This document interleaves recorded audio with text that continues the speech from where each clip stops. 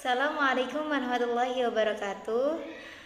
Sebelumnya perkenalkan, nama saya Jadal Khairia dengan NIM akhir 062 dari Fakultas Ilmu Tarbiyah dan Keguruan jurusan Pendidikan Guru Madrasah Ibtidaiyah. Pada video kali ini saya akan memaparkan materi yang saya sudah pelajari dari kelompok 1 hingga akhir dengan mata kuliah keterampilan bahasa yang diampu oleh Bapak Dindin Ridwanuddin MPD. Mata kuliah keterampilan berbahasa. Untuk materi yang pertama saya akan sampaikan atau memaparkan dari keterampilan menyimak. Pengertian keterampilan menyimak itu, menyimak adalah proses yang di dalamnya terdapat kegiatan mendengarkan, mengidentifikasi bunyi bahasa, menginterpretasi, menilai dan mereaksi pesan yang disampaikan pembicara melalui ujaran atau bahasa lisan sehingga penyimak dapat memahami serta mengetahui makna dari pesan tersebut. Tujuan dari keterampilan menyimak itu, dengan menyimak, seorang akan mampu menyerap pengetahuan atau informasi dari apa yang ia simak. Selain itu juga dapat melancarkan atau mengasah keterampilan berbicara dan menulis. Semakin baik kemampuan menyimak, maka semakin baik juga daya serap pengetahuan atau informasi yang disimak. Ada jenis menyimak. Jenis menyimak ada dalam dua macam, yaitu menyimak ekstensif dan menyimak intensif. Menyimak ekstensif adalah atau bisa juga disebut sebagai proses menyimak yang dilakukan dalam kehidupan sehari-hari, seperti mendengarkan siaran radio, televisi, percakapan orang di jalan dan lainnya. Sedangkan menyimak intensif adalah menyimak yang dilakukan untuk memahami makna yang dikehendaki. Menyimak intensif pada dasarnya menyimak pemahaman. Menyimak intensif memerlukan tingkat konsentrasi pemikiran dan perasaan yang tinggi. Ada tahap-tahap menyimak. Yang pertama itu mendengar. Menangkap pesan dari pembicara yang telah diartikan dalam bentuk bahasa. Telinga penyimak harus peka dan perhatian terhadap atau terpusat untuk dapat menangkap bunyi bahasa tersebut. Dan yang kedua itu memahami. Setelah penyimak mendengarkan pembicara, maka akan muncul keinginan untuk memahami dengan baik isi pembicara yang dibicarakan oleh pembicara. Dan yang ketiga itu menginterpretasi atau menafsirkan isi atau butir-butir pendapat yang ada yang tersirat dalam apa yang dibicarakan pembicara. Dan yang keempat itu mengevaluasi. Setelah menafsirkan isi pembicara, maka selanjutnya mengevaluasi atau menilai pendapat dan gagasan dari pembicara seperti menilai baik buruknya apa yang dibicarakan pembicara. Dan yang terakhir itu ada menanggapi. Setelah penyimak menerima pendapat atau gagasan yang diberikan pembicara, maka penyimak akan memberikan respon dengan menanggapi pendapat tersebut.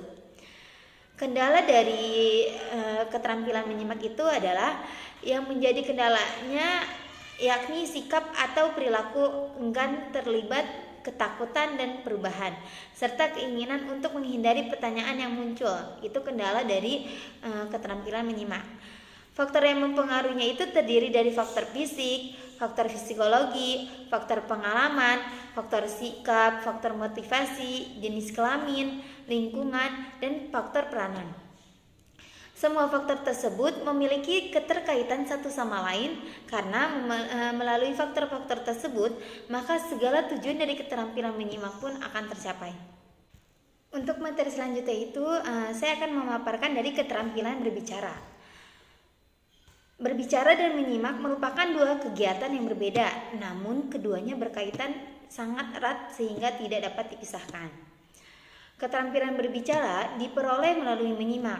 Dalam berkomunikasi, seorang pembicara dikatakan berhasil apabila penyimak dapat memahami dan menerima isi pembicara yang disampaikan dengan baik sesuai dengan yang diharapkan pembicara. Pengertian dari berbicara. Berbicara adalah aktivitas berbahasa berdasarkan bunyi-bunyi atau bahasa yang didengarnya.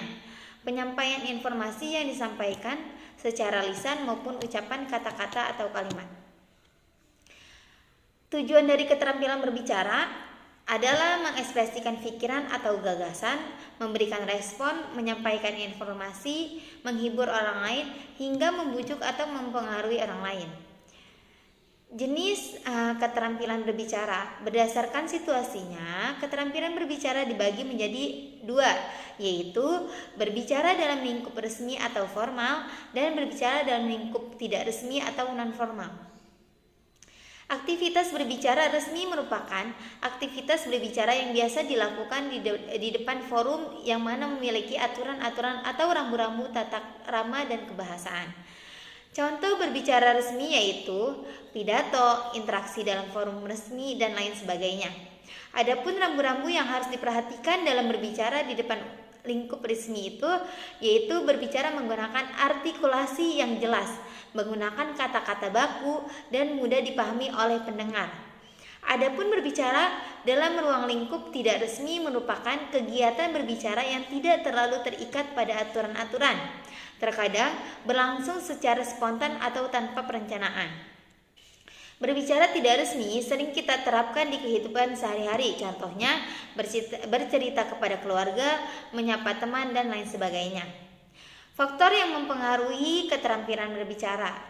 Faktor yang mempengaruhinya itu seseorang sangat dipengaruhi oleh dua faktor, yaitu faktor internal dan faktor eksternal. Faktor internal merupakan faktor yang ada di dalam diri individu yang mencakup keadaan atau kondisi jasmani dan rohani seseorang. Adapun faktor eksternalnya merupakan faktor yang berasal dari luar individu. Faktor eksternal dapat dikaitkan pada kondisi dan lingkungan individu. Faktor eksternal meliputi tingkat pendidikan, kebiasaan, dan lingkup pergaulan.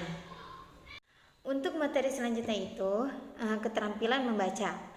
Pengertiannya, membaca merupakan kegiatan mengamati dan memahami yang dilakukan pembaca untuk memperoleh suatu pesan atau informasi yang hendak disampaikan oleh penulis melalui kata, kalimat, paragraf tertulis untuk memperoleh informasi atau pemahaman tentang sesuatu yang tergandung dalam tulisan tersebut, agar nantinya pembaca dapat menyimpulkan suatu hal yang dengan daya nalar yang dimilikinya.